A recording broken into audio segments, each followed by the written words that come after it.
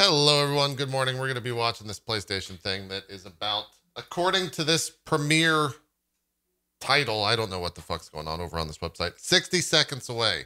We're watching a video. We know it's 52 minutes and 40 seconds in length, I think, is what people have figured out. They've already got the, the length of the video. So we'll see what that actually means. But really, as I tweeted, this is what the stream's going to be. Me and Zeke are just here to look pretty, and Rami's going to actually tell us what's being said. Because me and Zeke are idiots, and Rami speaks teraflopian. So he'll take all that information and tell us how it's actually going to be used in video games. Also, Ko's an ass. So that's how it goes. So that's what the setup. That's what the setup is. Yeah. That's how it goes. So. Yeah, I'm just waiting for this to get started here, and then we'll watch it. How are you guys doing? Rami, what time is it for you right now? On like the time of the place I'm in, or on my personal time Let's zone? go with personal clock. That's more important than... I think it's like I've been awake for like 20 hours. Okay. All right. Great. Fantastic. Good thing we're getting it fresh. Yeah. I'm glad we got a fresh state of mind here coming in from Rami. That'll be good. Yeah. Now, Rami, do you want to say anything before we watch this? Because me and Zeke, okay, they're starting right now. What we've been told, they've got a countdown now. What I've seen on Twitter is that it's not going to really show any actual games. It's going to be Cerny talking about the tech and the guts of the PS5 for about 50 minutes. That sounds good to me. Yeah. Okay. That's pretty much. Is there any insight? You always have you have insider. Is there anything you can say about insider info, Rami? Well, as soon as they start talking about it, I can start talking about it. Okay. But I think this is going to be really good. Okay. Yes, I've heard a lot of chatter or seen a lot of rumors on Twitter that say that developers are more excited about. There's a lot of grandiose statements out there about the PS5 and what they're trying to do and all that stuff. So I'm curious to see what this actually shows. And obviously you can't say anything on that. As soon as they start talking, I can start talking. Okay. Like that's the way NDAs work. It's real cool. If they say a word, I can say all the words. Okay. Okay. Great. Sounds good. Zeke, any thoughts here? I'm just wondering, because you're an independent game developer. Is it because of that, or is it because you're Rami that you get this information? I think a little bit of both. Okay. I think it's mostly people know that they can talk to me about what I feel, and that I will tell them straight up whether I actually do or do not like it. Which, you know, wait, people can come to you and you'll give your opinion? Oh yeah, but I'll give my opinion not as if my money depends on them. Gotcha. Okay. All right. I have lots of stories about this for some other time. Okay. Well, here we go. Straight into it. Hi. Unfortunately, we had to cancel the talk that we had planned for GDC. But we do have super exciting news about PS5. They just recorded his... And who better to bring that to you than the GDC one and only talk? Mark Cerny. Without further ado, over to you, Mark. Thank you, Jim. There will be lots of chances later on this year to look at the PlayStation 5 games. Today, I want to talk a bit about our goals for the PlayStation 5 hardware and how they influenced the development of the console. I think you all know I'm a big believer in console generations. Once every 5 or 6 or 7 years, a console arrives with substantially new capabilities. There's a lot of learning. No, I don't think that's a fake, hopefully not fake, too overwhelming. fake volume. And I don't think that's a there's fake games audience, that could never have been created before. That would be so great. It used to be that as because this was recorded a while back. Intuit what would be the best set of capabilities. It's got to be more real than it's aired in complete secrecy. For the PlayStation hey, don't talk consoles, shit on that Cerny. period Cerny's great, man. What if at the end of this they just reveal that all of this is rendered quite a lot in of engine as it was initially difficult to develop games for. So, starting with PlayStation 4, he does look a little we've taken rigid. a different approach, roughly centered around 3 principles. The first of these is listening to the developers, which is to say that a lot of what we put into a console derives directly from the needs and aspirations of the game creators. We definitely do have some ideas of our own, but at the core of our philosophy I can already tell that you've zoned out because I'm getting ready to players are here for the fantastic games, which is to say that game creators matter. No, anything we can do to make life Oh. easier for the game creators or help them realize their dreams, we will do. So, about once every 2 years, I take a tour of the industry. I go to the various developers and publishers, sit down, and discuss how they're doing with the current consoles and what they'd like to see in future consoles. This requires weeks on the road, as reaching the bulk of the game creators involves talking to well over 100 people at something like 24 publishers and developers. And it is incredibly valuable. I have some stories about this tour, feature most requested by the developer Did he visit you? was an SSD. We were at the same event in Barcelona, and we had the worst dessert I've ever eaten in my life. I'll be doing a that's a deep Rami dive story on if I've ever heard it. and surrounding systems later on in this talk. This is a It's GDC also talk. key It's to great. make a generational leap So while when was keeping this the recorded console then? sufficiently 2 familiar months to ago? A game month ago? developers. I think about this in I terms think of when they balancing realized GDC evolution wasn't happening. and revolution. A lot of these Now, with large PlayStation companies, 1, 2, and 3, the target they use was a GDC as sort of a revolution each marketing time with a point brand towards new feature developers. set. Yeah. That was great in many ways. I but think that's time just for straight the up what they're developers doing to here. get up and running got longer with each console. In the past, I've called this time to triangle. It's weird Here's that they what I had got for like those Sony two employees to sit so that it looks like To be there's clear, a crowd. I'm not talking about time to make a game. Well, Developers I'm will half be expecting them ambitious, to like and start it may making take fun them of the 6 movie they're years or watching, so like to Mystery realize Science their vision. Theater. What I'm talking about is that dead That's time what it looks before like. graphics and other aspects of game development are up and running, and trying to minimize that. On the other hand, if we're trying to reduce that dead time to This zero, is really weird that so means far. the hardware architecture Because of the can't fake change at all. audience. We're handcuffed. We need to judge for each feature what value it adds They're not moving? and whether Yeah, they it's are. worth the increase in developer time needed to support it. They were totally moving.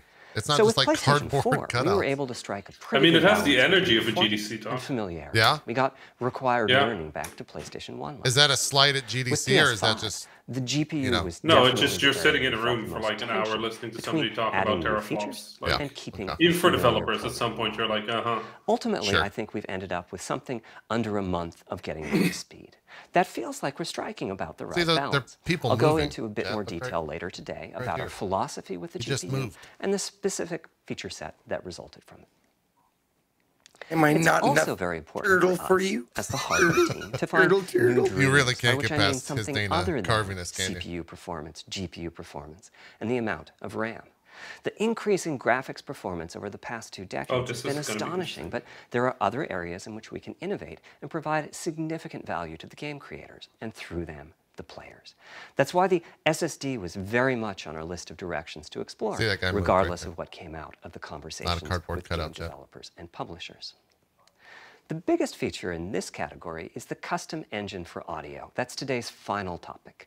The push for vastly improved audio, and in particular 3D audio, isn't something that came out of the developer meetings. It's This is much more the huge. case that we had a dream of what might be possible 3D audio 5 is? years from now, and then worked out Better- a number just of a steps better in order audio to engine. set us on that path.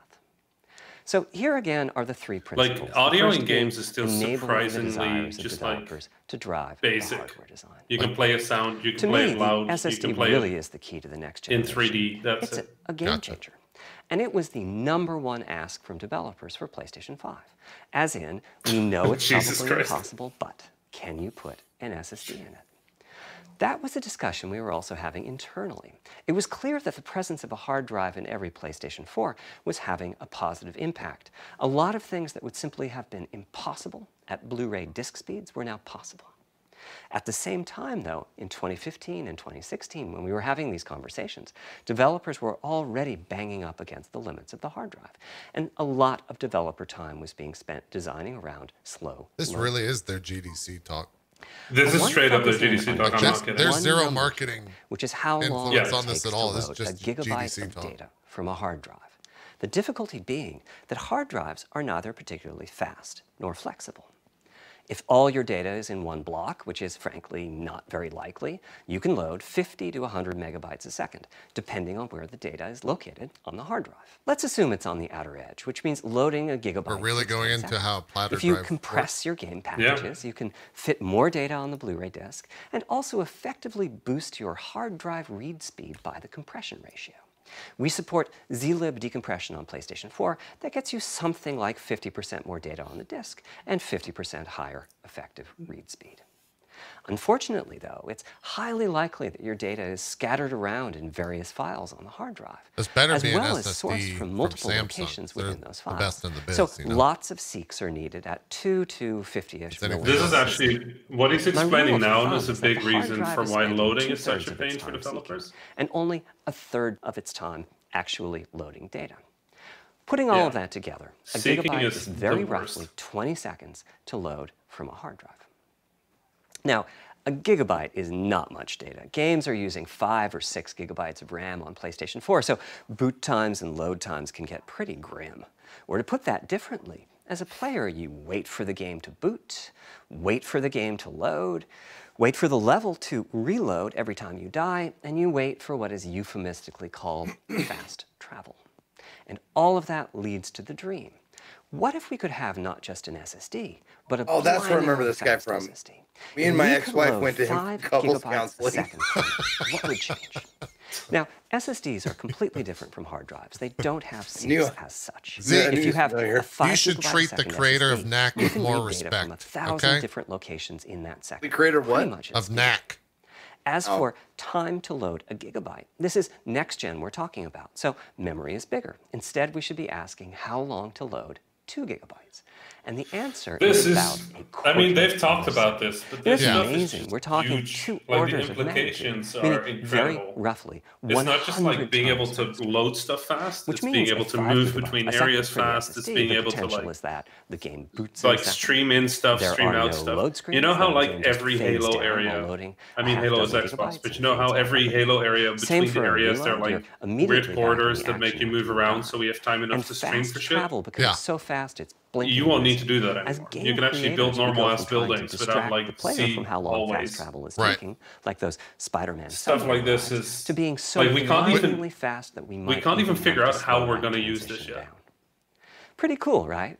But for me, this is not the primary reason to change from a hard drive to an SSD. The primary reason for an ultra-fast SSD is that it gives the game designer freedom. So or to put you're that saying like less hallways, less elevators, less stuff like that, like less hidden loading screens, because it can be instant. That the developer which impacts PC games because the ports won't have that. All of us like, in the room have experienced this, maybe in different ways. Say we're making an adventure game and we have 2 rich environments where we each want enough textures and models to the people that make games you can do as long as you have a PC for the person people in the chat, the people making games on PC, they usually simul-launch on console as well, so they're still stuck to the lowest common denominator. Having a 30-second elevator ride is he's literally explaining what I just explained. More realistically, we'd probably chop the world into a number of smaller pieces and then do some calculations with sight lines and run speeds like we did for Haven City when we were making Jak 2. The game is 20 years old, but not much has changed since then. All those twisty passages are there for a reason.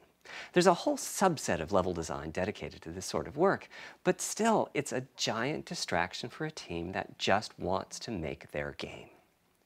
So when I talked about the dream of an SSD, part of the reason for that 5 gigabyte a second target was to eliminate loads, but also part of the reason for that target was streaming.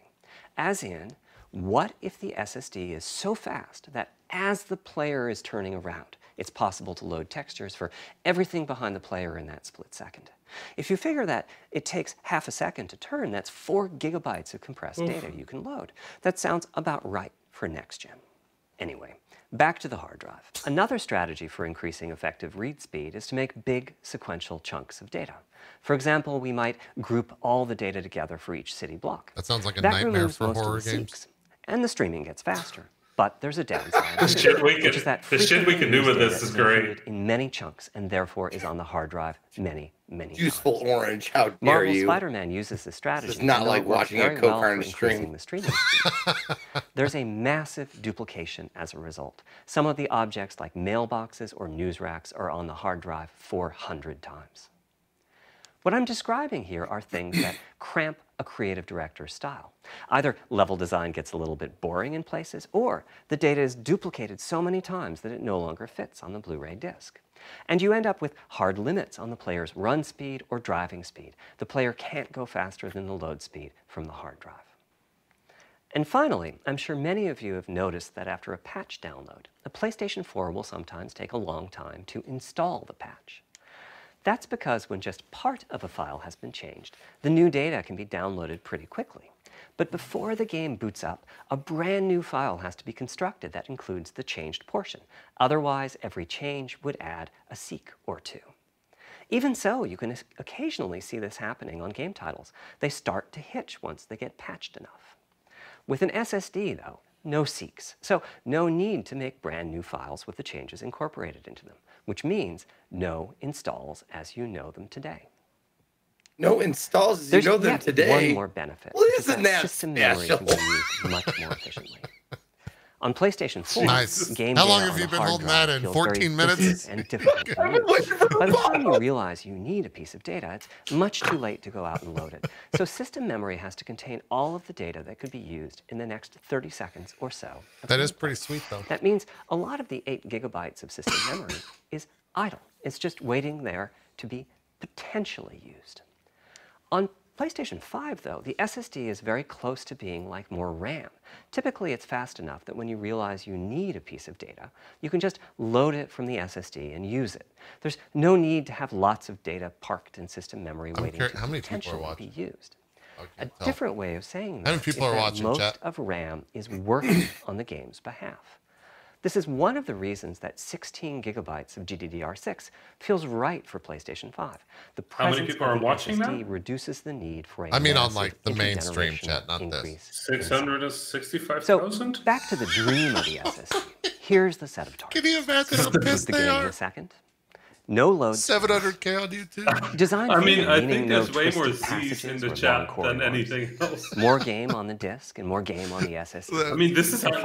This is super exciting to me, to be honest. Oh yeah, 100%. I'm having a great time. Is that the SSD is just one piece of the puzzle. There's a lot of places. I wonder why they decided to put this out as a video, though. It's like Microsoft's been doing it all like text-based. You can see this on PlayStation 4. I think they're just assuming that the press will write it up into something useful. They'll do the work for them, yeah. Only double the loading speed. Because all they have to do is get Cerny to get up there and talk for something he already made. Our goal was not just that the SSD itself be 100 times faster. It was that game loads and streaming would be. The point of this talk is to convince developers, every single potential bottleneck needed to be addressed. And there are a lot of them. Let's look at check-in and what happens when its overhead gets 100 times larger. Conceptually, check-in is a pretty simple process. Data is loaded into system memory from the hard drive or SSD. It's examined. A few values are tweaked to check it in, and then it's moved to its final location. Oh, I love that you're all just watching my life now. That last part, moving the data, meaning this is great. 700,000 people are watching it. Takes roughly an entire next-gen CPU core. And that's just the tip of the iceberg. If all the overheads get 100 times larger, that will cripple the frame rate as soon as the player moves, and that massive stream of data starts coming off the SSD. So to solve all of that, we built a lot of custom hardware, namely a custom flash controller and a number of custom units in our main chip. The flash controller in the SSD was designed for smooth and bottleneck-free operation, but also with games in mind. For example, there are 6 levels of priority when reading from the SSD. Priority is very important. You can imagine the player heading into some new location in the world and the game requesting a few gigabytes of textures. And while those textures are being loaded, an enemy is shot and has to speak a few dying words. Having multiple priority I think my favorite thing about this is when Mark Cerny says, and then 4 gigabytes get loaded. Like, this guy has been in the industry long enough that he remembers, like, loading a megabyte. Target of 5 gigabytes a second, and that was like 12-channel interface. And now he's just standing on the stage being like, yeah, we're just going to load 4 The resulting gigs. bandwidth we achieved is actually 5. Like, this guy's living his dream up on that stage. With a 12-channel interface, the most natural I love it. Why he's smiling. SSD is Oh, he is. I can guarantee you that Mark is having the best time of his life right now. Is that enough?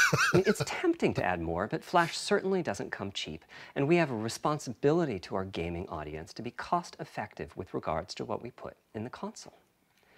Ultimately, we resolved this question by looking at the play patterns of a broad Zeke, I agree with the chat. He's more of an Andy Dick than he is a Dana Carvey. They were playing over the course of a weekend or a week or a month, and whether that set of games would fit properly. He's Dana Carvey if Dana Carvey is doing the grandma voice, but he's Andy Dick on a normal day. Or re-downloads would be quite low.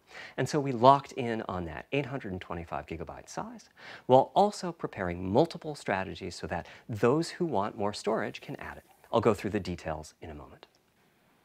Back to the Flash controller. On the other side, it connects to our main just suddenly, like in the middle of his speech, like, PCIe. all right, it's time for an extreme close-up. Whoa! Whoa! Yeah. Before we talk about what that does, let's talk compression for a moment. PlayStation 4 used zlib as its compression format. We decided to use it again on PlayStation 5, but on my 2017 tour of developers, I learned about a new format called Kraken from Rad Game Tools. It's like zlib's smarter cousin. Simple, similar types of algorithms, but about 10% better compression, which is pretty big. That means 10% more game on the UHD Blu-ray disc or on the SSD. Kraken has only been out for a year. I'm going to write down Kraken and zlib to ask you about later, Rami. Industry standard. Okay. I don't know what those are. Kraken makes rum. That's the same thing. Ready to evaluate. Right. So we hustled and built. They're basically just compression algorithms. They're ways of making files smaller so we can fit more on a hard drive and load more at once. And get drunk. Oh, like Silicon Valley from HBO. Okay. Gigabytes, but the unit itself is capable of outputting as much as 22. That's what the basis of what they were making. If the data happened Silicon Valley, particularly well. Yeah, that was the whole show was about this guy who created a compression algorithm that was just revolutionary. Of our Zen 2 cores. That's what it would take to decompress the Kraken stream with a conventional CPU. There's a lot more in the custom I/O unit, including a dedicated DMA controller. The game can direct exactly where it wants to send the data coming off of the SSD. This equates to another Zen 2 Yes, it is core shapeless. or two This is in terms for of its copy developers. performance. Its primary purpose is to remove. It's weird that they didn't preface that at all. Unless they did in the blog, and I didn't pay attention. And a large RAM pool. Like everyone else. I definitely thought this was going to be like a marketing thing. Variety of custom hardware. I'm very excited that it's a GDC One of the dog. coprocessors is But I also think to I'm the SSD. only one that This is very lets us excited that it's a bypass GDC traditional dog here. file I/O and its bottlenecks when reading from the SSD. The other is responsible for memory mapping, which I know doesn't sound like anything related to the SSD, but a lot of developers I'm glad I'm not map the only and one. remap memory as part of file I/O, and this too can become a bottleneck. There are coherency engines to assist the coprocessors. Coherency comes up a lot in places. Probably So I'm watching the this biggest on coherency issue is YouTube stale with data subtitles. in the GPU Yeah. cache. That was pretty good. They're Flushing all of keeping the up with all the GPU caches techno whenever babble. the SSD Well, it is a read video, so they is an unattractive potentially option. it would could have done really hurt before. the GPU performance. It would have happened So before we've in terms implemented of a the Possibly, gentler yeah. way Yeah, of good doing point. things, where the coherency engines inform the GPU of the overwritten address gentler ranges, way. and custom scrubbers in several dozen GPU caches do pinpoint evictions of just those address ranges. The best thing is, as a game developer, when you read from the SSD, you don't need to know any of this. You don't even need to know that your data is compressed. You just indicate I was what just data about to you'd say. like to read from your original uncompressed file, and where Some you of the want shit it, I'm like, and the whole right, process okay. of loading it happens invisibly to you and at very high speed. Back to the dream.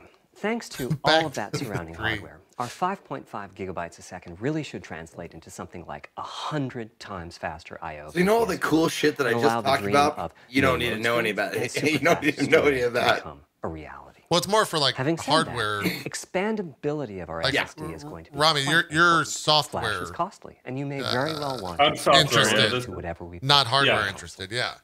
I mean, Now, I'm the bound by kind of hardware, so storage I'm hardware depends on interested, how but you're I'm going not to use like, it. Software If knowledge. you have an extensive Yeah. PlayStation 4 Yeah. library Like, he's- and you'd like to take advantage Mark of is the like backwards compatibility very of good those at games on this PlayStation particular 5, thing and then like a figuring out large what external and hard where drive to is like ideal. You improve can and figure out and leave your games optimize. on the hard drive Sure. and play them When he went on directly that from tour, tour. Like it was a big tour. He talked to everybody. I can guarantee you, talked to every AAA dev that has ever made a game for Sony. 4 titles to the SSD.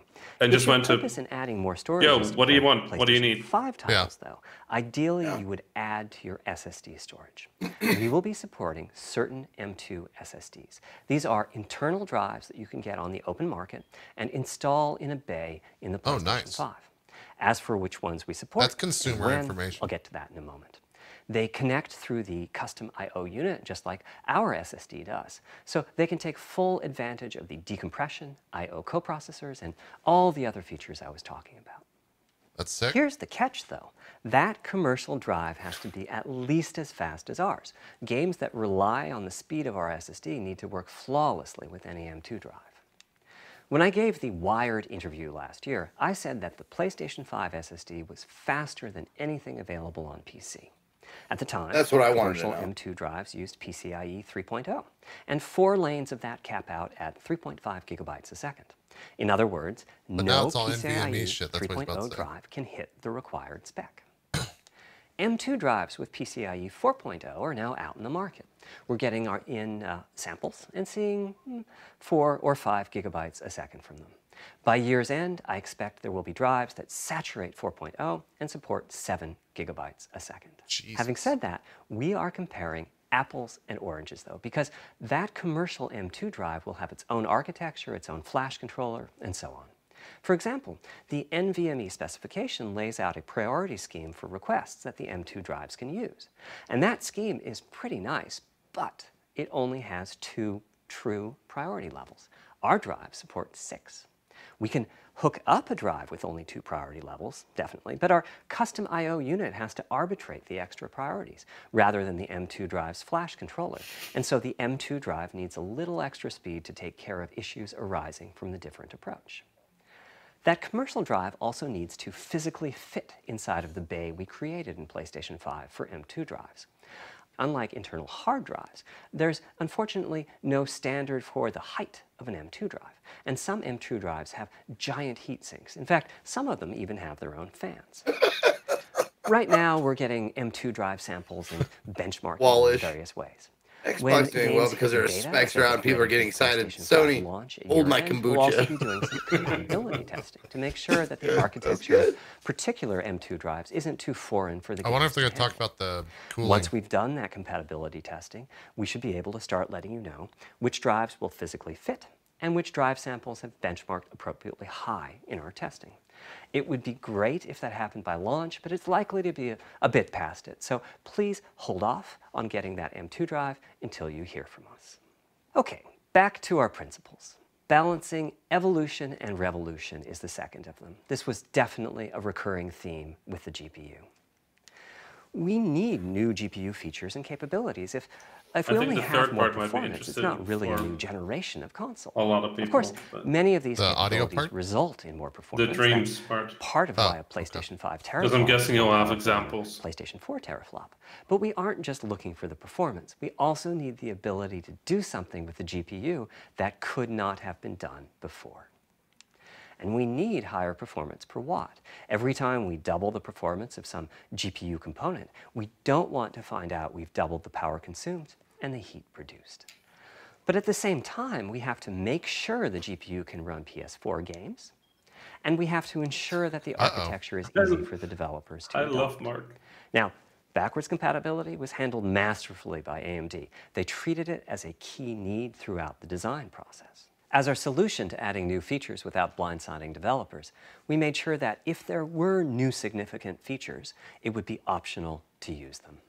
The GPU supports ray tracing, but you don't have to use ray tracing to make your game. The GPU supports primitive shaders, but you can release your first game on PlayStation 5 without making any use of them. Before I get into the capabilities of the GPU, I'd like to make clear 2 points that can be quite confusing. First, we have a custom AMD GPU based on their RDNA 2 technology. What does that mean? AMD is continuously improving and revising their tech. Yeah, what does that mean? Explain it. Goals were, roughly speaking, to reduce power consumption go into detail and use jargon. The GPU to put data close to where it's needed, to optimize the GPU for performance, and to add a new, more advanced feature set. But that feature set is malleable, which is to say that we have our own. Sorry, my brain is full. I can't talk to you right now, Rami. Into what the AMD roadmap becomes. So collaboration is born. If we you need a better brain controller, so you have like more space in there. Then they can you need an NVMe drive in your head. Yeah. And used That's what you I'm having a teraflop sweat right now. If the ideas are sufficiently specific to what we're trying to accomplish, like the GPU cache scrubbers I was talking about, then they end up being just. We got to scrub the cache. If you see a similar discrete GPU available as a PC card at roughly the same time as we release our console, that means our collaboration with AMD succeeded. They did that in Breaking Bad. In producing technology useful in both worlds. It doesn't mean that we as Sony simply incorporated the PC part into our console. This continuous improvement in AMD technology means it's dangerous to rely on teraflops as an absolute indicator of performance, and CU count should be avoided as well. In the case of CPUs, we all understand this. The PlayStation 4 and PlayStation 5 each have 8 You heard it CPUs, here first, chat. Sony is laundering money. They're getting into the money laundering business. It's the same for CPUs. For one thing, they've been getting much larger over time. Adding new features means adding lots of transistors. In fact, the transistor count for a PlayStation 5 CU is 62% larger than the transistor count. Rami, I need you to prepare a presentation to explain the teraflop. Second, the PlayStation 5 GDC is backwards compatible with PlayStation 4. Let me prepare that. Okay. One way you can achieve backwards compatibility is to put the previous console's chipset in the new console, like we did with some PlayStation 3s. But that's, of course, extremely expensive. Those are so expensive, by the way. To incorporate any differences. I remember, like, working at the pawn shop, into the backwards compatible PS3s, we'd hoard them and then eBay them. The technology evolved, we wouldn't sell them on the floor at all. Yeah, they're so expensive. And PlayStation 4 Pro titles rely on is still available in backwards I have one of the Metal Gear Solid One advantage of this strategy is that from when once MGS4 came out, compatibility is in the console, it's I think I still have my backwards compatible PS3. Down will remove backwards compatibility like it did on PlayStation 3. Achieving this unification of functionality took years of efforts by AMD, as any roadmap advancement creates a potential divergence in logic. Running PS4 and PS4 titles at boosted frequencies has also added complexity. The boost is truly massive this time around, and some game code just can't handle it. Testing has to be done on a title-by-title basis. Results are excellent, though. We recently took a look at the top 100 PlayStation 4 titles as ranked by playtime, and we're expecting almost all of them to be playable at launch on PlayStation 5. That's pretty cool. With regards to new features, as I said, our strategy was to try to break new ground, but at the same time not to require use of the new GPU capabilities. For more than a decade, GPUs have imposed a restriction on game engines. Software handles vertex processing, but for the most part, dedicated hardware is responsible for the triangles and other geometry that the vertices form.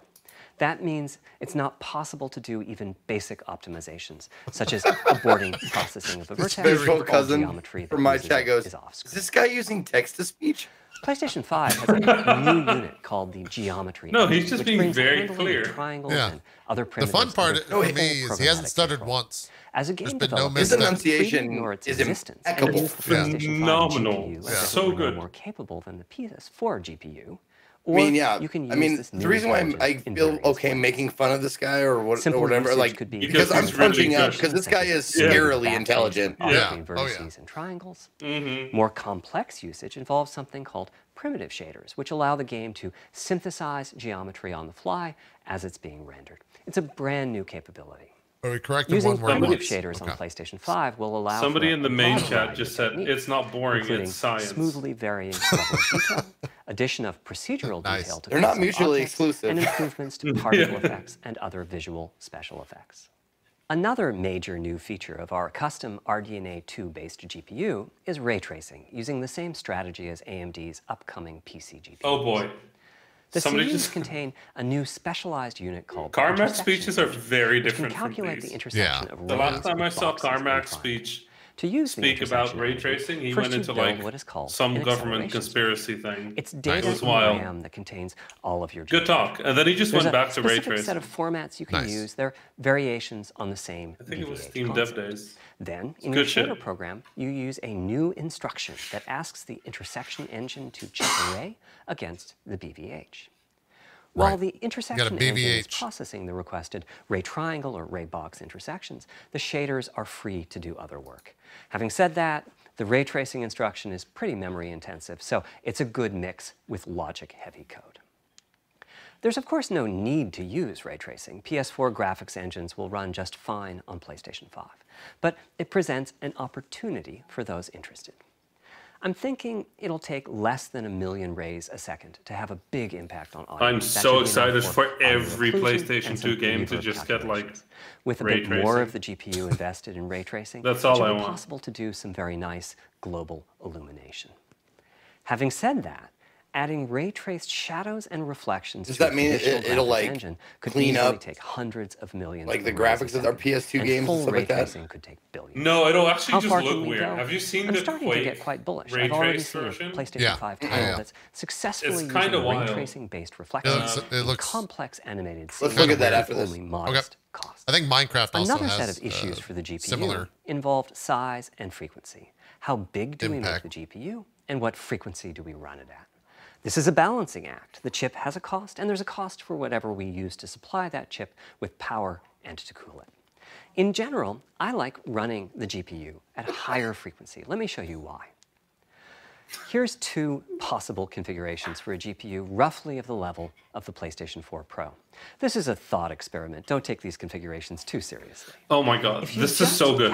There's just let's do some thought experiments about flops. This is great. I am so into this. I want to think about teraflops. This is like the kind of shit where if me and 2 other game developers were sitting here, we'd be like, just one part of the GPU. And then when he says the number, we'd be like, fuck yeah, look at that shit. This is great. Faster when the GPU frequency is higher. We'd be so excited. Is this the Super Bowl for developers? Oh yeah. We would like jump the fuck up an command buffer goes that much faster. The L2 and other caches have that much higher bandwidth, and so on. About the only downside is that system memory is 33% further away in terms of cycles. But the large number of benefits more than counterbalance that. As a friend of mine says, a rising tide lifts all boats. Also, it's easier to fully use 36 CUs in parallel than it is to fully use 48 CUs. When triangles are small, it's much harder to fill all those CUs with useful work. Right. So there's a lot to be said for faster, assuming you can handle the resulting power and heat issues, which frankly, we haven't always done the best job at. Part of the reason for that is, historically, our process for setting CPU and GPU frequencies has relied on some heavy-duty guesswork with regards to how much electrical power games will consume and how much heat will be produced as a result inside of the console. Power consumption varies a lot from game to game. When I play God of War on my PS4 Pro, I know the power consumption is high just by the fan noise. But power isn't simply about engine quality.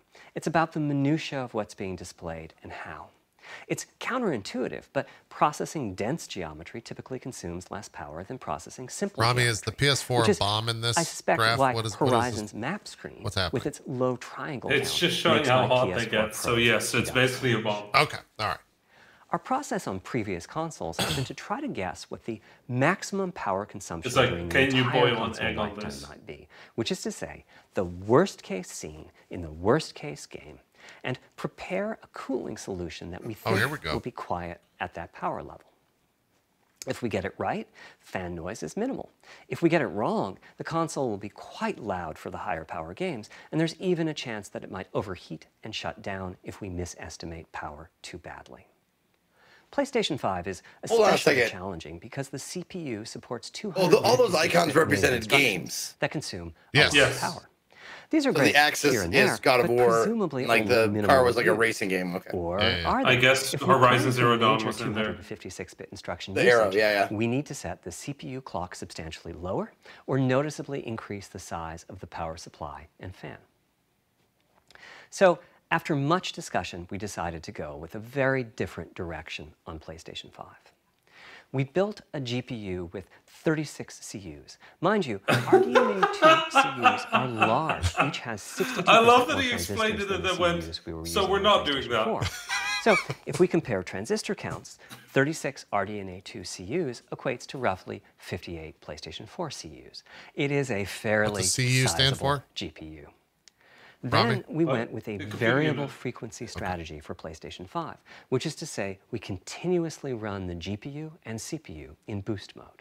We supply a generous amount of electrical power and then increase the frequency of GPU and CPU until they reach the capabilities of the system's cooling solution. It's a completely different paradigm. Rather than running at constant frequency and letting power vary based on the workload, we run at essentially constant power and let the frequency vary based on the workload. He messed up. We then tackled the engineering challenge of a cost-effective and high-performance cooling solution designed for that specific power level. In some ways, it becomes a simpler problem because there are no more unknowns. There's no need to guess what power consumption the worst-case game might have. As for the details of the cooling solution, we're saving them for our teardown. I think you'll be quite happy with what the engineering team came up with. So, how fast can we run the GPU and CPU with this strategy? The simplest approach would be to look at the actual temperature of the silicon die and throttle the frequency on that basis. But that won't work. It fails to create a consistent PlayStation 5 experience. It wouldn't do to run a console slower simply because it was in a hot room. So rather than look at the actual temperature of the silicon die, we look at the activities that the GPU and CPU are performing and set the frequencies on that basis, which makes everything deterministic and repeatable. While we're at it, we also use AMD's Smart Shift technology and send any unused power from the CPU to the GPU so it can squeeze out a few more pixels. The benefits of this strategy are quite large. Running a GPU at 2 GHz was looking like an unreachable target with the old fixed frequency strategy. With this new paradigm, we're able to run way over that. In fact, we have to cap the GPU frequency at 2.23 GHz so that we can guarantee that the on-chip logic operates properly. 36 CUs at 2.23 gigahertz is 10. Well, if Sony ever fires this guy, like, the GPU he has a real serious career in like guided meditation. Frequency and performance. Similarly, running the CPU at 3 gigahertz was causing headaches with the old strategy. But now we can run it as high as 3.5 gigahertz. In fact, it spends most of its time at that frequency. That doesn't mean all games will be running at 2.23 gigahertz and 3.5 gigahertz. When that worst-case game arrives, it will run at a lower clock speed, but not too much lower. To reduce power by 10%, it only takes a couple of % reduction in frequency, so I'd expect any downclocking to be pretty minor. All things considered, the change to a variable frequency approach will show significant gains for PlayStation gamers. The final of our 3 principles was about finding new dreams. It's important for us on the hardware team to find new ways to expand or deepen might actually be some and that's what led us to a consumer focus on 3D audio. As players, we experience the game through the visuals, through audio, and through the feedback we receive from the controller, such as rumble or haptics. Personally, I feel a game is just dead without audio. Visuals are, of course, important, but the impact of audio is huge as well. At the same time, the audio team on a game project has to do a lot with a little. For example, on PlayStation 4, there's fierce competition for the Jaguar CPU cores. Audio typically ends up getting just a fraction of a core. That's not much of a computational resource, particularly when you consider that the visuals run at 30 or 60 frames a second, but audio processing needs to happen at almost 200 times a second. So, it's been tough going making forward progress on audio with PlayStation 4, particularly when PlayStation 3 was such a beast when it came to audio. The SPUs in Cell were almost a perfect device for audio rendering. Simple pipelined algorithms could really take advantage of asynchronous DMA and frequently reached 100% utilization of the floating point unit. There's unfortunately nothing comparable on PlayStation 4. Probably the most dramatic progress in the PlayStation 4 generation has been with virtual reality. The PSVR hardware has its own audio unit. It supports about 50 pretty decent 3D sound sources. And this provided a hint as to where we could go with audio, as well as some valuable experience. Not to oversimplify, but here were our goals for audio on PlayStation 5. The first goal was great audio for everyone, not just VR users or soundbar owners or headphone users. That meant audio had to be part of the console. It couldn't be a peripheral.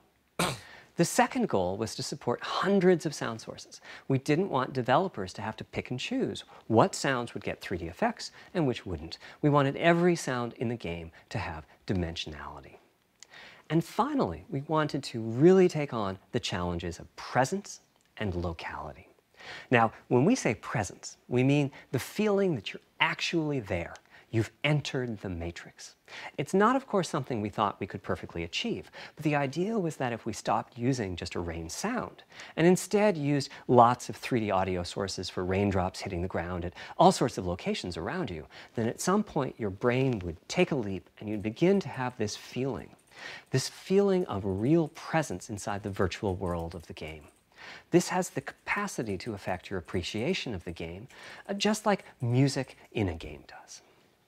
The concept of locality is simpler. It's just your sense of where the audio is coming from, to the right of you, behind you, above you. This can immerse you further in the game, and it can also directly enhance the gameplay. To use Dead Space as an example, I know, old school, you're fighting enemies in fairly dark, spooky locations. Okay. Back in the day, if you played the game using the TV speakers, you could tell that there was one last enemy growling and hunting you down, but it was difficult to tell quite where that enemy was. With headphones, you could tell that the enemy was somewhere on the right, which lets you deduce, if you couldn't see it, that it must be somewhere behind and to your right. But with 3D audio with good locality, the idea is you know the enemy is precisely there, and you turn and you take it out. So, how do we know where a sound is coming from in the first place? Well, all those bumps and folds in the ear have a meaning, evolutionarily speaking.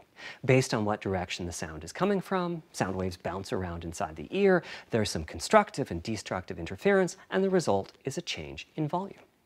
The phase of the sound also shifts, depending on what path the sound wave took to reach the ear canal.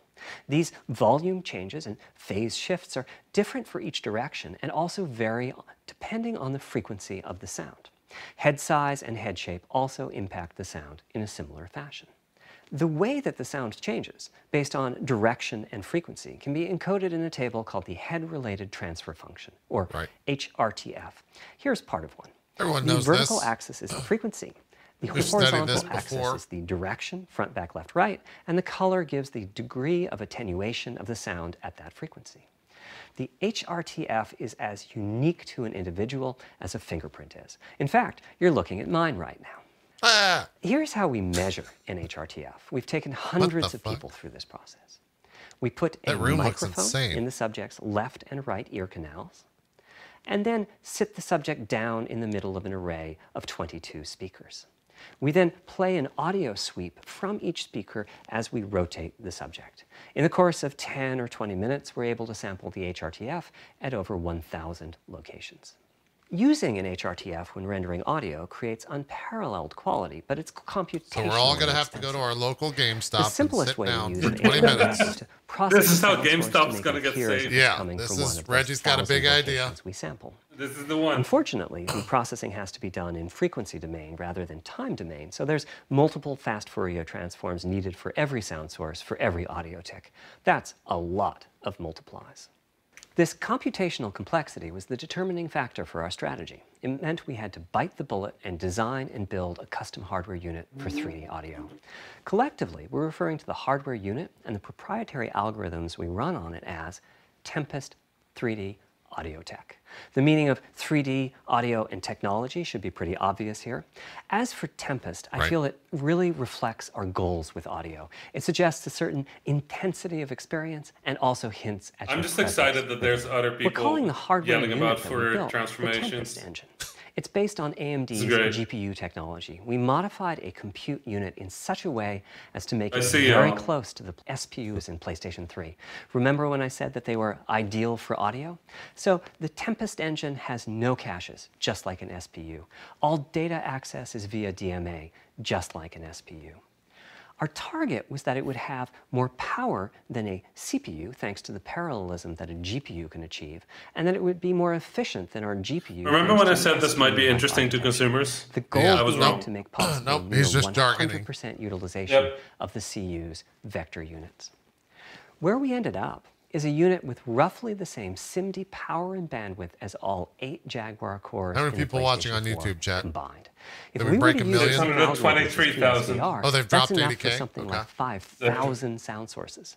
But of course, we want to use more complex algorithms, and we don't need anything like that number of sounds. It would have been wonderful if a simpler strategy, such as using Dolby Atmos peripherals, could have achieved our goals, but we wanted 3D audio for all, not just those with licensed soundbars or the like. Also, we wanted many hundreds of sound sources, not just the 32 that Atmos supports. And finally, we wanted to be able to throw an overwhelming amount of processing power at the problem, and it wasn't clear what any peripheral might have inside of it. In fact, with the Tempest engine, we've even got enough power that we can allocate some to the games, to the extent that games want to make use of convolution reverb and other algorithms that are either computationally expensive or need high bandwidth. But the primary purpose of the Tempest engine remains 3D audio. Now, 3D audio is a major academic research topic. It's safe to say that no one in the world has all of the answers. And the set of algorithms that has to be invented, tuned, or implemented to realize our vision for 3D audio is immense. For example, use of HRTFs in games is quite complex. Before, I talked about making a sound source appear as if it's coming from one of those 1,000 HRTF sample locations. But for high-quality 3D game audio, we have to handle other possibilities. The sound source might not be at one of the 1,000 HRTF sample locations, so we have to blend the HRTF data from the closest locations that we have sampled. The sound source might be moving, which needs very special handling as that blend keeps changing, and that can cause phase artifacts in the resulting audio.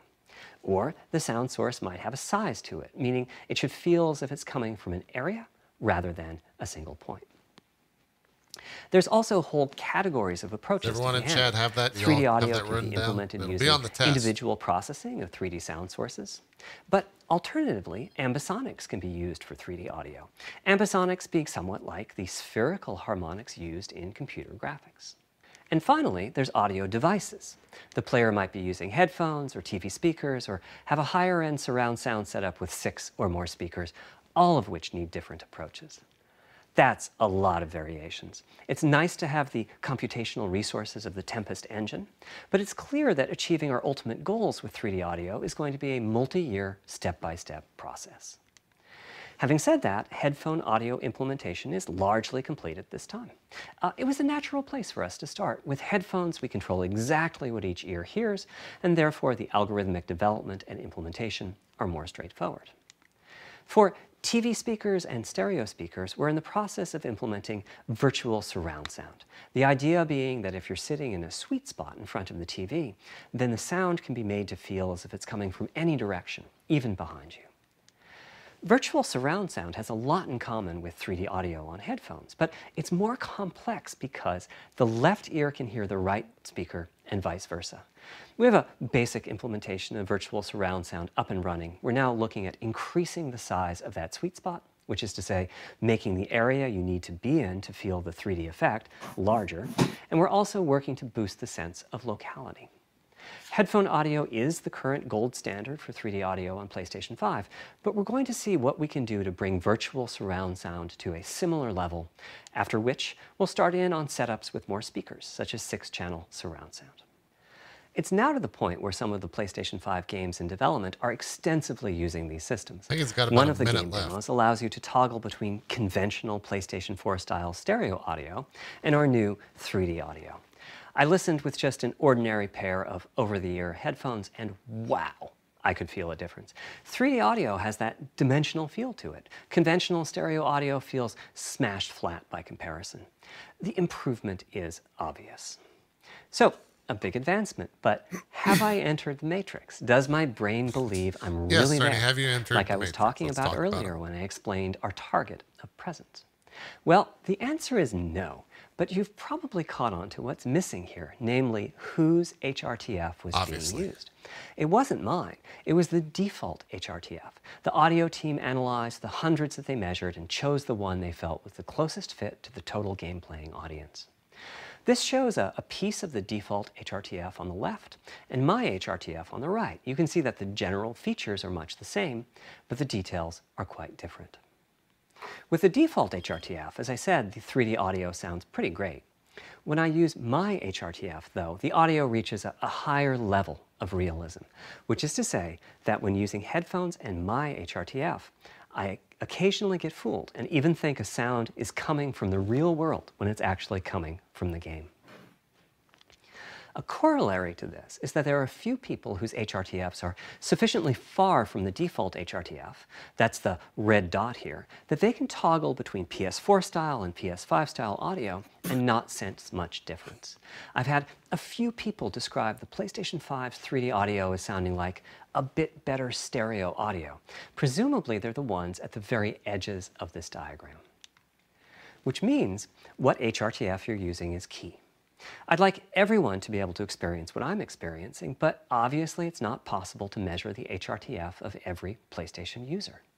That means HRTF selection and synthesis are going to be big topics going forward as the Tempest technology matures. At PlayStation 5 launch, we'll be offering a choice of 5 HRTFs. There's a simple test where you pick the one that gives you the best locality. That's just the first step, though. This is an open-ended That's a lot to put on general topic. consumers. Maybe you'll be sending us a photo of your ear, and we'll choose a neural network to pick the closest HRTF in our library. That's Maybe not going to happen, Maybe you'll be sending us a sir. video You're not of getting your my ears fucking ear. and your head, and we'll make a 3D model. You're going to send them your ear. I'm not sending him my bio data. You're 100%. I'm not doing it. He's not getting my ear. We'll be subtly changing it He can't have it. and home in on They'll the attach it to HRTF like a that gives you the pre-order highest of a game score, you want. meaning that it matches you. Path of Exile 3 requires This is HRTF a journey scan. we'll all be Okay, taking all right. together over the next few years. Ultimately, we're committing to enabling everyone to experience that next level of realism. Hopefully, I've been able to illustrate a bit about our design and decision-making process today and why PlayStation 5 has the feature set that it does. Now comes the fun part. We get to see how the development community takes advantage of that feature set. I'm hoping for the completely unexpected. Will it come from audio, ray tracing, the capabilities of the SSD, Here's the fun part, or Jack. something Get ready else? for it. It's coming. I guess we'll find out soon enough. Thank you for your time. Wait a minute. Wow. Wow. That was a GDC, Doc. Should they have prefaced that a little bit more of what the fuck they were actually going to talk about? It all? Oh, fuck. Yeah, absolutely. Like, I mean, I knew going in that it was good. I knew because Cerny's always done this type of stuff in the past with PS4 and stuff, where it's just been kind of dry and pretty jargon speak, but that was a lot. That was pretty jargony. I mean, it was also pretty good. You want to translate for us in the couple minutes before we start the proper show? I mean, I think the interesting thing is some of the stuff that he really stressed was mostly how they're doing things just with a very different paradigm than what I think they assume Microsoft is doing. So they're basically caveating a bunch of like, okay, yeah, these numbers might be lower, but the performance you're going to get from it is going to be similar, equal, or higher. Right. I think they're also like really pushing on that sort of that dreams philosophy of like, okay, what can we do that no other platform can do? And I actually think the audio is huge. Like, it's really easy to underestimate how much audio is in a game, right? And how shit audio is in games right now. Like, it's real bad. Like, the way audio is implemented in video games is abysmal. And the opportunity to have a system that's like really built for it might be, it's going to be bigger than we think. And the HRTF thing, like, yeah, I honestly, I have no idea about that science, right? Like, that's not my science. But the way he said it, where they're going to have like 5 profiles, they're just going to make it a like, listen to 5 sounds, tell us which is best. Yeah, I guess that'll be easy enough. Yeah, the way you set up HDR, where it's like darker, lighter, just that with audio. If it really makes the difference, he says, and I 100% trust Mark Cerny, then yeah, that's going to be huge. Yeah. So yeah, I don't know. Like this is it's interesting. Like he's clearly very excited about a bunch of the stuff they've done. I can't figure out exactly how all of it is gonna work. I think this entire generation is gonna be wild, though. In what sense? In terms of just the next jump, or the loading thing is such a huge deal. Yeah, it's such a huge deal. It's impossible to put into words just how huge that is. That we get to stream stuff in just like that. We can stream in a game. We can stream a game in a game. We can do all sorts of crazy stuff. And that's just the stuff we think of now. We haven't tried this technology. We haven't played, like, there's obviously a bunch of AAA devs that are playing with this stuff, but it's like sometimes just seeing a technology gives you ideas that you couldn't have before. I think a lot of that is going to happen real soon with this time of loading. Well, they mentioned during the thing, and correct me if I'm wrong, but they said this new SSD technology that they're coming out with is going to be better than PC. They said it's faster than PC because they're talking about PCI 4.0, I think, is what they're talking about in those lanes, but. Yeah, and also the way they're loading and reading on those hard drives is specific to games, right? Like one of the advantages of a console and why a console can sometimes do much better stuff with similar hardware as a PC is because it's optimized for it. Like over time, they'll obviously lose that advantage as that technology just gets implemented into PCs. But on launch, if the exact same hard drive, if you put that in a PC versus you put that in a PlayStation, it's going to perform better on a PlayStation for games built for that, right? Like it's the same deal. You know the entire hardware sort of stack, so you can build for it. Right. Yeah, I don't know. This is like there's nothing here that is super overwhelmingly new information. I think most of what they talked about is stuff that was sort of out there, but I mean, all that they talked about is stuff that makes you go, we're going to see some cool stuff with this, more than like you can now swing Spider-Man through New York City real fast. Right. That was a big thing they hit on last March in that Wired article, right? That they kept bringing up. So, yeah, that's like the most boring example. Yeah. Like you can do the old thing, but faster. Yeah. Here's a little bit of a comparison tech-wise, tech specs between the PS5 and the PS4.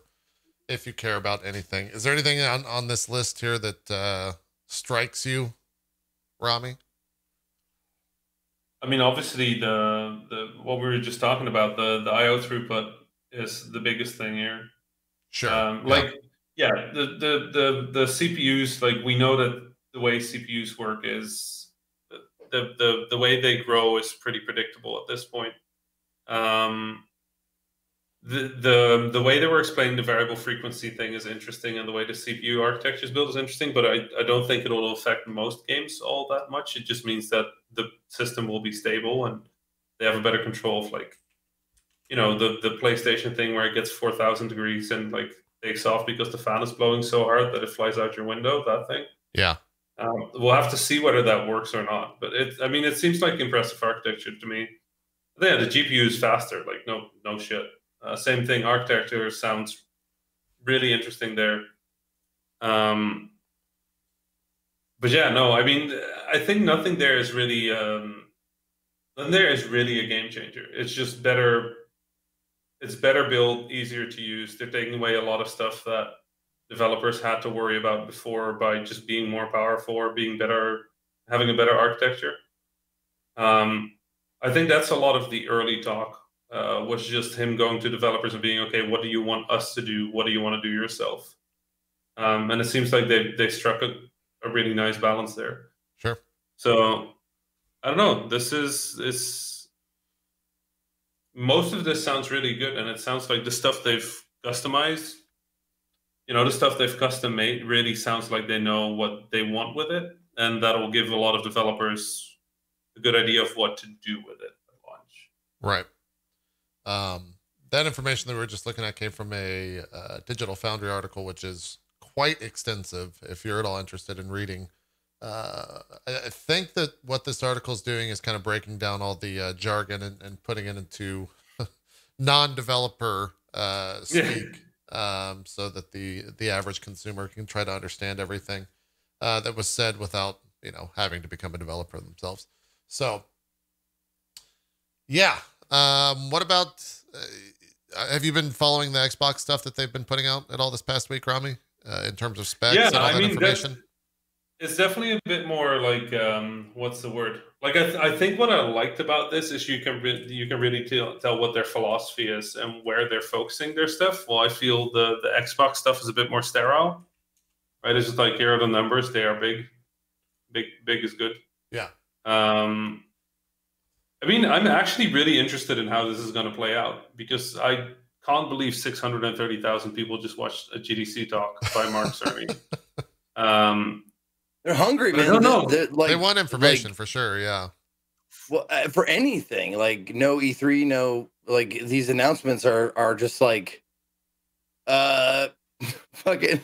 We're gonna the head of Nintendo is gonna announce how his morning bowel movement went. 500,000 people watched. Be like, I wonder what color it was. Consistency.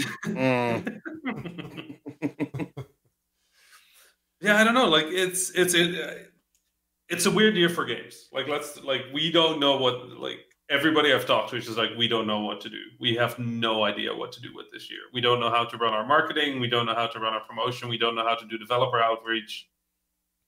We don't know how to sign deals. We don't know how to get published. Like, nobody knows what is happening. I think this is pretty much this was clearly meant to come out at GDC. Yeah, right? Like, totally. This talk was supposed to happen today at GDC, presumably. Right. Because I would be there right now if it wasn't for the situation out there right now. Yeah. But it's interesting because I feel normally this would just be written up by a bunch of people in the press who would just be able to immediately go to a bunch of developers in the room and go, I have no idea what that meant. Right. They'd be doing what we're asking you to do right here. Yeah. Yeah. And then they would write it into like a nice readable thing that doesn't explain what a teraflop is, but just what it means, right? Sure. Well, I think, this is really strange because I think the internet will just figure all of this out. Like, there's enough people who understand what he's talking about out there that can explain this. I'm actually really curious if this means that this will happen more, because I can actually see it be pretty successful. You just have Mark Cerny nerding out for an hour. Well, eventually, I mean, you can only do this, maybe one or two more times before you actually have to start showing stuff. Like, I'm sorry, start showing games running on the hardware. Yeah, I mean, I think that's probably next. This is develop. Usually, what they do is this is a developer beat, and then E3 would be a consumer beat. Right. It's the usual strategy. It's also what Stadia does. It's what Microsoft does. It's what a PlayStation does. So this is just the normal thing. It would give developers like 2 or 3 months to sign up for a bunch of cool games, and then at E3 they would have a bunch of indie games as well, right? Or a bunch of like AA games or AAA games signing up because cool stuff. Right. So this is purely marketing. They're just preparing for like year 2 after all the AAA stuff dries up, and they need indies, they need smaller developers, they need mid-sized developers. Plus, they also just want to nerd. They just want to nerd out. Like, let's be serious. Like, Mark Cerny doesn't have to give this talk. He's giving this talk because he wants to give this talk. Yeah. Well, I also think, and you might remember better than I do about this, they did this similar, not exactly type deal for the PS4, but eventually Cerny started talking about knack and all of these things that he was giving, and then they finally revealed that like knack is a fully functioned game that's coming out. So I wonder if they follow that path or if they've kind of let Mark not make a game. Wouldn't it be great if that's what was happening, though? He's just making knack again. He's making knack. Did a second knack come out, or was that a joke? 3. Yeah, there was a second one. Okay, right? so knack 3, I guess what that would be. Yeah, knack harder. Dude, I looked at his. I have his wiki pulled up. I didn't know this motherfucker made Marble Madness. Oh yeah, he's a legend in the industry without a doubt. I didn't know, like, knack I never played, but Marble Madness, Yeah. Now that, like, I respect. Well, I mean, Rami, you can speak about it a lot better than I can. He's basically the creator of like the architecture of the PS4 and now the PS5, right?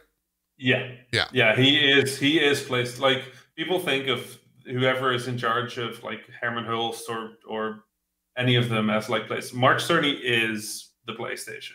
Yeah. He's the actual device. Like, if you could turn your PlayStation into a human, it would come out as Mark Cerny every single time. Yeah. Yeah. Which is kind of creepy now that I'm thinking about it. Well, it is what it is. He has a nice voice. He does have a nice meditative, such a nice voice. Tranquil voice. Yeah. Yeah. Yeah, I know, like, Mark is the kind of legend where when I'm, I have a lot of stories in the industry where I meet somebody and just don't know who they are. And then somebody goes, yo, person is important. Yeah. With Mark, I sat down and it's just the way he talks. You just know he's important. He's the nicest. He's the nicest dude. He seems very nice. I love that man. Yeah. He is exactly as kind as he seems. That's good to hear. Zeke, you said you wanted to see some of the RTX stuff from Quake. This is Quake 2 running with RTX on. Yeah. So you can kind of see the effects of that. This is older footage. This is from, oh God, I don't want to listen. Oh, this is the full on tech jargon. I thought this was, okay. God damn it. We've entered into another speech. Let me see if they just have like proper footage of this, because we saw it for a split second there. Good Lord. One sec. I don't want to see any more graphs for a while. If anyone in chat has it, feel free to link it around. Let's see.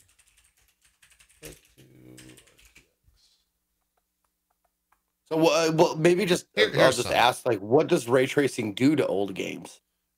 This is kind of showing before and after. It basically makes the lighting more realistic. Yeah. Basically, it's a different way of processing and rendering light. Yeah. Mostly processing, honestly. But basically, it means we can calculate the way light behaves a lot faster, and you can see it on the ground there with a bit of like reflection and the way the light bounces off of things. Look at that. A lot of that was the reflection in the window, yeah. That's a lot of calculations happening real fast there. That's that good shit. Do you think although both of these are RTX, to be honest. Yeah, I'm not sure what RTX 1.1 is referring. I guess that, I mean, obviously that's the first iteration of it, but oh yeah. Find somebody in chat saying find control. Find control. Control is a really good example. Well, Zeke played control with RTX on. Yeah, it's the same stuff, but it's taking what was in control, Zeke, in terms of like how they handle those reflection on the windows and stuff. If you remember going through the office, and putting that into old games. So instead of like seeing a sun flare coming through, which is just like a Rami, you got to help me out, like a sprite or just a texture. Yeah, this is like an actual real functioning light source that is being manipulated within the game world by what you're doing and where you're as the avatar. No, what I'm asking is do they have to, like, can they just implement the RTX to the old game, or do they have to go through the entire game and set these things up? Depending on how it's set up, you can do it pretty fast. It's work for sure, but I mean, it's probably more work taking out all the silly stuff we do to actually make it look like there's reflections in old games. I know. Have you ever like figured out how they do reflections in like Deus Ex or like The Walking Dead?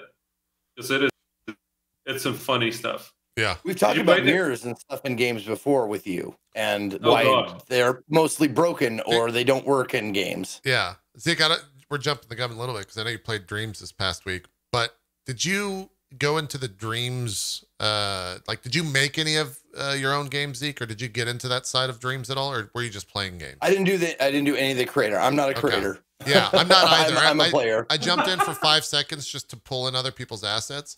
And it was funny because one of the things that Rami talked about in terms of how mirrors work is just rendering a second, like, instance of the game or whatever to mirror your situation.